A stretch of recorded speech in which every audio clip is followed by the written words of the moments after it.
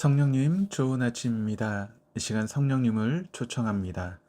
오늘도 내 안에 오셔서 하나님을 기쁘시게 해드릴 것을 소원하게 해주세요. 오늘 말씀을 통해 구체적으로 무엇을 해야 할지를 깨닫게 해주세요. 깨달은 것을 삶 속에서 실천할 수 있도록 도와주세요. 아멘.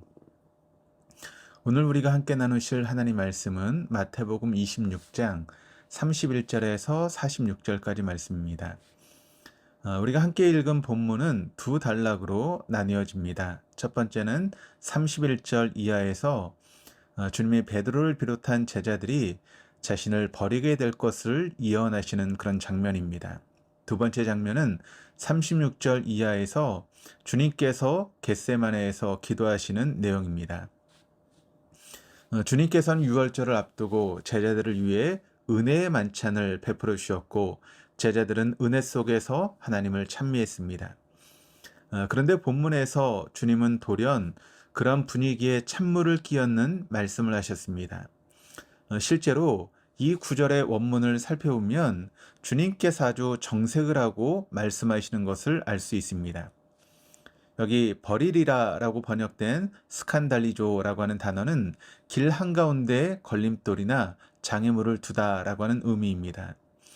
그래서 한글 성경의 각주 2번항을 보면 또는 나를 인하여 실족하리라고 설명하고 있습니다.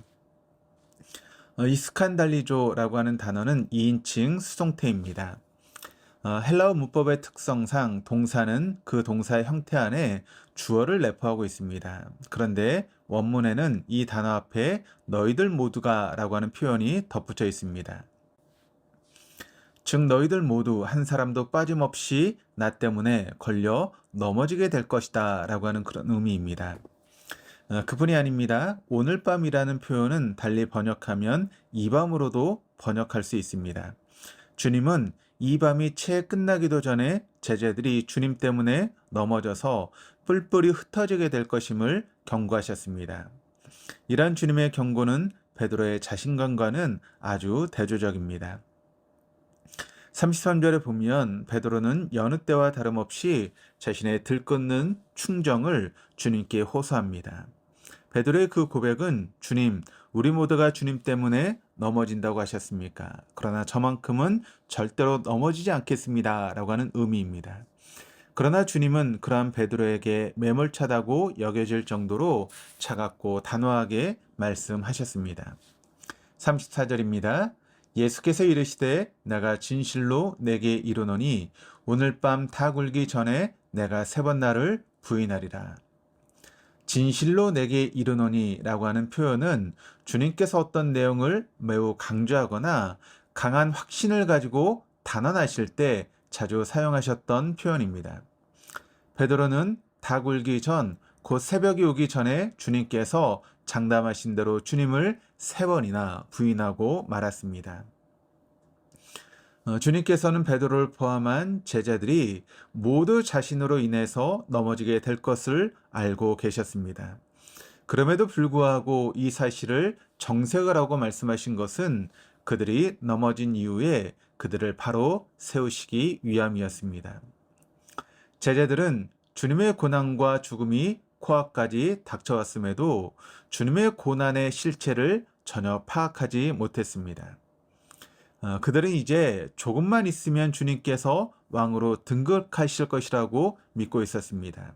그렇게 되면 모든 것을 버리고 주님을 쫓은 자신들의 헌신과 수고에 넘치도록 보상을 받게 될 것이다 라고 믿고 있었던 것입니다. 유월절 어린 양이신 주님께서 그들을 위해 성찬을 베푸시며 친히 당신의 고난을 알려주셨음에도 제자들은 주님의 고난을 전혀 이해하지 못했습니다. 그런 제자들이었기에 주님은 고난이 시작될 때 제자들이 받게 될 충격과 그로 인한 혼란 속에서 그들 모두 넘어지게 될 것을 염려하셨습니다.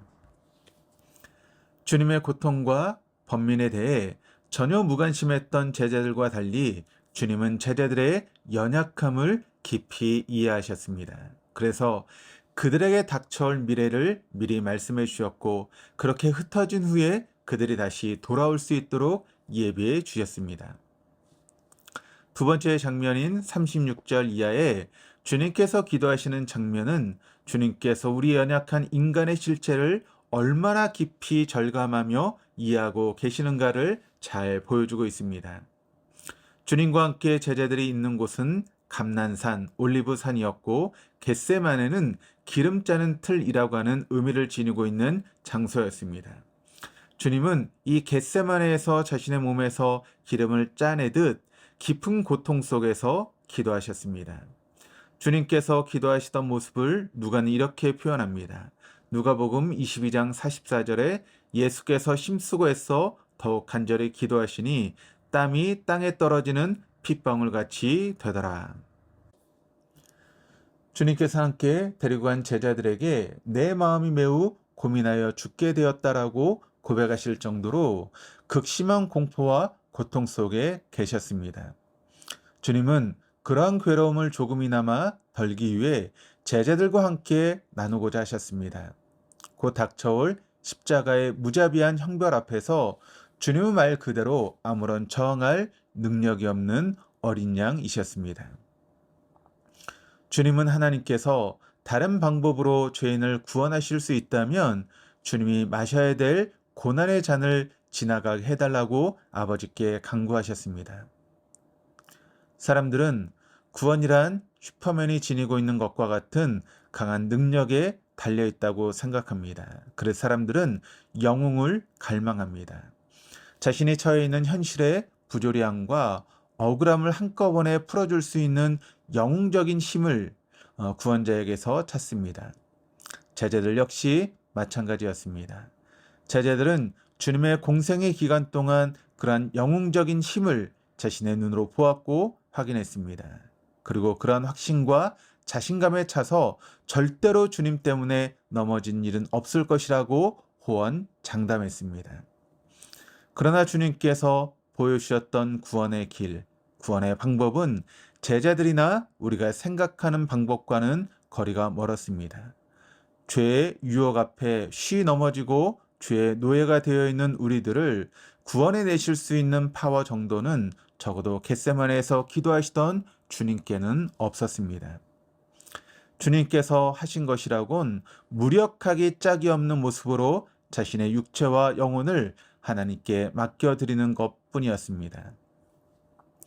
인간으로 이 땅에 오셨기에 주님은 제자들을 비롯한 우리 인간의 연약함을 아셨습니다. 그리고 죄 아래 신음하는 인간 고통의 본질을 이해하셨습니다. 말씀으로 천지를 창조하신 하나님이시라면 굳이 십자가가 아니어도 죄 아래 있는 인간을 구원해 내시는 것이 그리 어려운 일은 아닐 것입니다. 그러나 우리의 구원자 되시는 주님은 인간의 연약함과 인류의 고통에 직접 참여하셨습니다. 인간이셨기에 죽음에 대한 공포와 절망 속에서 주님은 처절하게 기도하실 수밖에 없었습니다. 그러기에 주님은 기도 속에서 인간의 죄와 그로 인한 죽음과 고통을 온전히 짊어지셨습니다. 그러기에 주님의 기도는 인간의 연약함과 절망 속에서 드려진 하나님을 향한 절규일 수 있었습니다. 사랑하는 교회 여러분, 진정한 구원은 주님께서 우리의 연약함을 이해하시고 그럼에도 우리를 깊이 사랑하시는 것입니다. 진정한 구원은 천지를 지으신 하나님께서 친히 죄인인 우리와 함께 하시는 것입니다. 우리가 처해 있는 현실이 절망스럽고 길이 보이지 않으십니까? 거기서 우리와 함께 하시는 주님을 바라보십시다. 돌아서면 또 죄에 발 담그고 있는 우리 자신의 모습에 한탄하십니까? 그럼에도 불구하고 우리의 삶을 날마다 죄에서 끌어올려 주시는 주님을 오늘도 신뢰하십시다. 우리의 연약함 속에서 주님은 오히려 강하시기 때문입니다. 기도하시겠습니다. 주님, 우리를 사랑하셔서 우리와 같은 인간으로 이 땅에 오심을 감사합니다. 또한 우리 인간의 고통과 슬픔과 기쁨과 눈물을 친히 하시고 이해해 주셔서 감사합니다. 무엇보다 가까이 할 수 없는 죄인임에도 우리와 늘 동행해 주시고 함께 해 주셔서 감사합니다. 우리의 마음 중심으로 주님을 모시며 주님과 함께 오늘 하루를 살게 하여 주옵소서. 그래서 우리의 삶이 우리와 함께 하시는 주님의 능력으로 말미암아 진정으로 건져 올려지는 오늘 하루가 되게 하여 주시옵소서. 감사드리며 예수 그리스도 이름으로 기도드립니다. 아멘.